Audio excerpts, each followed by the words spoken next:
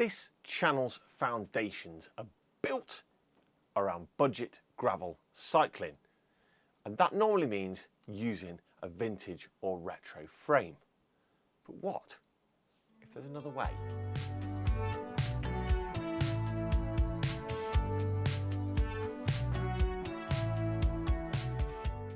This channel's foundations are well and truly set in budget cycling, and in particular gravel cycling. The gravel genre is so big right now that gravel bikes can seem very, very expensive and a bit unobtainable for those on a tight budget. I showed you a solution by converting old mountain bikes, retro and vintage stuff, into capable off-road gravel machines and all-terrain bikes.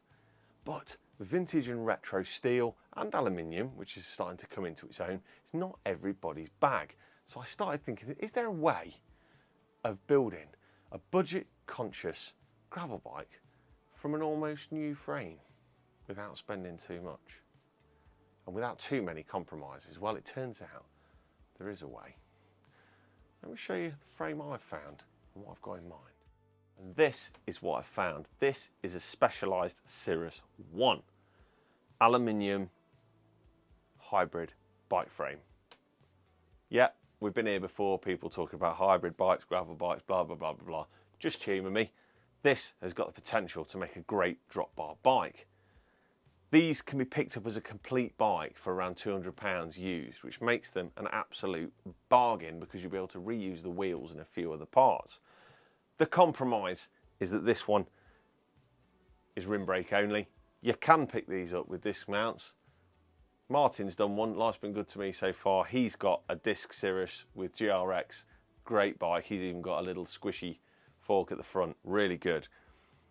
This is what I'm talking about. If you don't like the vintage and retro look, this is going to make a real custom gravel bike. Custom, but on a budget, with the only compromise being you got to run canties or V's. The geometry will work. I know this purely because this is the non-motored version of my Turbo Vado SL. Where my channel started was converting that from flat bars to drops, and I still use it today. It's a great bike. This is the same geometry, just hasn't got all the battery bits. So we know it's going to work all round, and our only compromise is braking. So let's talk about what we're going to build it up with, because the build ain't going to take long. Okay, so first up for the build is going to be the wheels, as always. We are going to be using these Dior hubs with Mavic rims. You might recognise these with the Gravel King 45C tyres on in a tan wall. You might recognise these because these are off the Doors Galaxy 531 build that I did. That frame is getting retired for a bit. It's had a hard winter. I restored it. It used to belong to Rich at Life Cycle, and I've actually put it on the back burner. It's having a break now. It's having a well-earned rest. So we've robbed its bits. So they're the wheels. That's what we're having. 9-speed, because we're basically using everything off that bike. So when I say everything, I mean everything. So we've got that subcompact 105 chain set with the 4630 gearing. We've got 1134 on the cassette on the back, so lots of gears. Out back, we're going to be using this Tiagra Road rear mech, but with a little difference. It's never worked that great on the doors, so what I've done is I've added a longer cage straight off a Dior 9-speed, so it's still 9-speed, onto this Road mech. Really easy swap. If anybody wants me to do a video on how to swap the cages, it's really simple. So that is what we're having out back. It's going to be similar era Sora with suitable band clamp type situation. Bars just happen to be the same flared out on 1 midge bars that you all know and love. These ones are oversized and in silver. Really nice little thing to get my hands on. And we've got the 105 9-speed shifters that were all serviced up for the Doors build. So really everything's going to go on quite easily. On top of that, we've got a Tektro Canti-Mix. Got these ones for the front and some non-Tektro simple things for the back.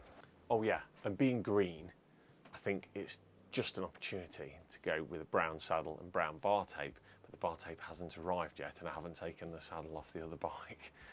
So they'll appear at some point anyway. Okay, so without any more messing around, I'm going to start fitting parts like a man possessed. Because we haven't got to rebuild the headset, that's brand new, or new-ish.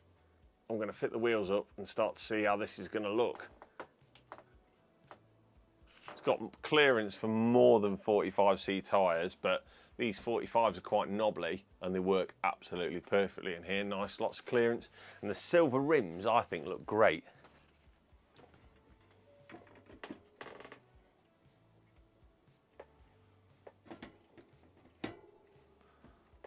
And with those wheels in place, you get the first proper look at just exactly the style I'm going for with this. Just look at that. Silver rims really just work perfectly with this. Give it that real custom vibe. Nice. With those wheels in place, the next thing I want to get fitted is the bottom bracket.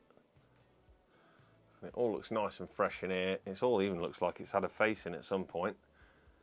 So I'm going to put plenty of anti-seize in there, plenty of the old Juice Lube's Ass Juice, which guys at Pickering's Bikes gave me to try, and I'm really quite taken with.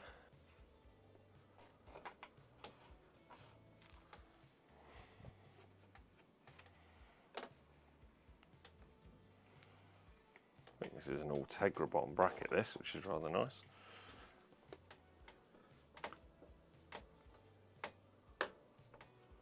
Put that bit in. There we go. Okay, while we're in the bottom bracket zone, let's put some grease in here and let's get this crank in place so we can see what we're dealing with the Holotech axle greased. I'm going to place it through. It's a little tight, but it's okay. Fits nicely to this frame.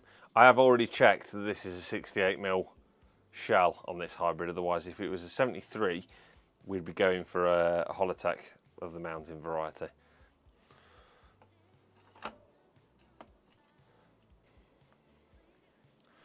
So for any of you that haven't seen me do one of these before, I'm a bit of a hoarder of these old Sora 105 Tiagra triples. This BCD is perfect for making subcompact gearing on a budget, and they still look really nice. You just have to remember, if you do buy these, don't forget the spacers. They have plastic spacer this side and on the non-drive side. So I'm just going to torque these arms up.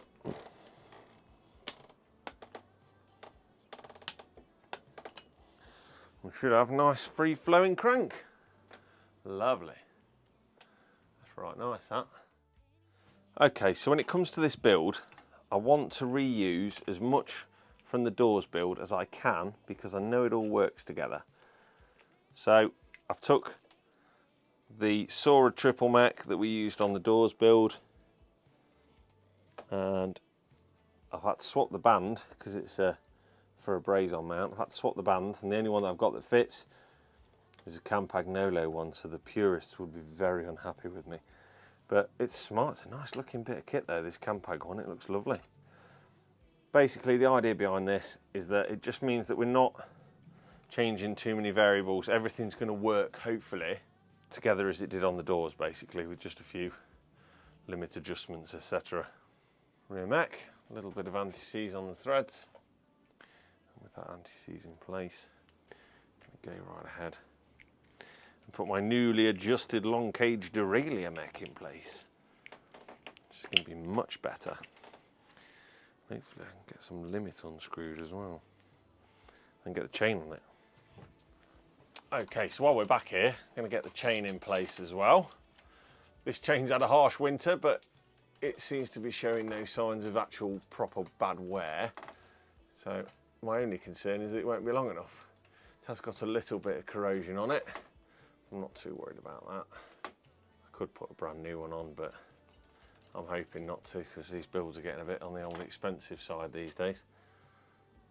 Well, that looks about right to me.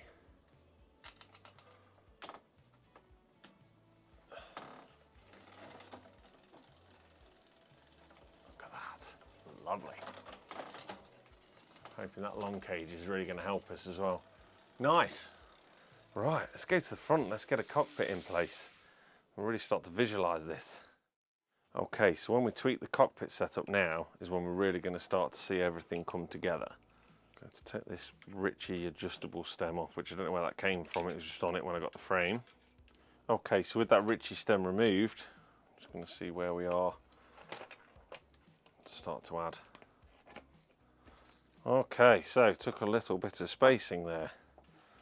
Just wasn't getting my headset spacings just right. So there we go, we've got some headset spacers in place. And we've got just about the right height for the stem. So we'll put that in there. Oh no, we're going black. We'll go with the original Specialized one then. Put that in place. Smooth operator. Still haven't found my Allen key. There we go. Put that in place. We've got a nice, yeah. Tighten that up. We've got our bars in place. And our first taste of what the bike's going to look like with all the silver kit. And I'm digging it. This is my cup of tea, this. Lovely. With the handlebars, cockpit all sorted out, next thing we've got to do is sort out our cantilever brakes. Now, I haven't said this before, but you might notice this is a V-brake bike, so it doesn't have any guides for the cables to go to for a canty brake. So we came up with a bit of an idea, myself and Martin, we were chewing the fat and we decided this would be the way to go. This is a fork mounted cable guide, and what we decided to do was shave off some of the shape so that it will fit just under here and mount into one of the mudguard holes, which I'm not going to be running full mudguards on this anyway. If I was, I could still make it work, it's not a problem. This is going to give our cable somewhere to stop, and also importantly, it looks bang on. It looks part of the bike. It allows us to centralise. It took quite a lot of work to get it to the shape and to the fitment that we were going for, but it's in. And there you go. So we'll just move that to the centre. Lock it off with the Allen key. It's in and fitted, and it looks nice. It's got a nice factory vibe to it. I like that. So let's get a couple of canty brakes in here. So before we put the canties on, a little bit of grease on each post, and the canties we are using are the exact same ones off the doors again. So these are, I'm not sure what brand these are, SNG. Oh dear. Now that's interesting. That doesn't want to fit on at all. Neither of those want to fit. Okay, so we're going to have to wipe the grease off, and I think these have been ever so slightly mushroomed off these posts, so we're going to have to do just a little bit of remedial work just to bring them back to life. I'll start with a bit of abrasive paper. I'm just going to prep these up. And you can see on the paper that the end of the brake boss is making a mark. So that suggests to me these have been mushroomed out. So when this bike was originally made, somebody's over tightened what will have been a budget V-brake onto here, and it's crushed it. Yeah, you can actually see it there, that's much better. So hopefully now when we put a bit of grease on, we'll be able to get this post on. And after a little bit of work, just on the ends of those brake posts, this should now fit, hopefully. It's still a little bit stiff, but I think once it's in place it'll be fine. Yeah, lovely. Smashing. Let's try and get this into there. We go. So I'm using the top of the 3 holes with this bike frame because it just seems to work that way. There we go. Let's get them bolted up.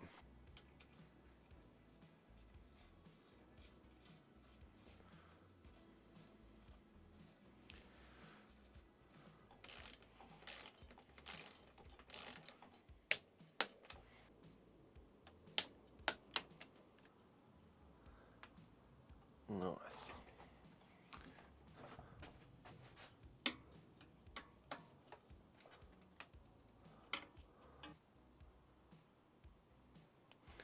Now the front. Okay, so out the front, we've had to do a similar job again. We needed a canti-brake mount. I want it off the fork to reduce vibration. So what we did, and Martin took the helm on this one, we basically had to put an angle into the back of the mount, basically to straighten up the hanger, otherwise it was going to come out at a really, really odd angle. So it fits really nicely now, the location it's in. And again, I'm trying to make it look as factory as possible with this fitting. I want it to look like it's meant to have canties. Canties are still, they're kind of popular in a retro way. I actually love them, set up well. For a budget bike, I'd rather have this than a cheap set of discs, to be honest. There we go, lovely. Right, let's have a little look at these posts. See how these fit. So these posts look a little better than the other ones, so I'm going to go for it once bitten and all that.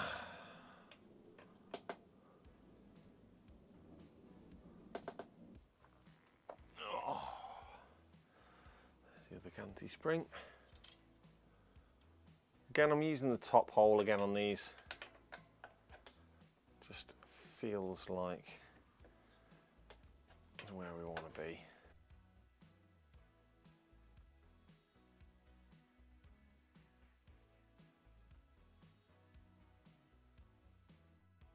Okay, with those brakes in place, it's now time to cable up. And after a little bit of an overnight wait, we can do that because the brown bar tape has arrived. Because I got a little bit bored waiting for that, I have had a little go, and the front brake fits straight back on. We've got that working and balanced really nicely. So all is looking well. So let's click it into a time lapse, get the cables flowing, the bar tape on, and then we can take a look at this in detail.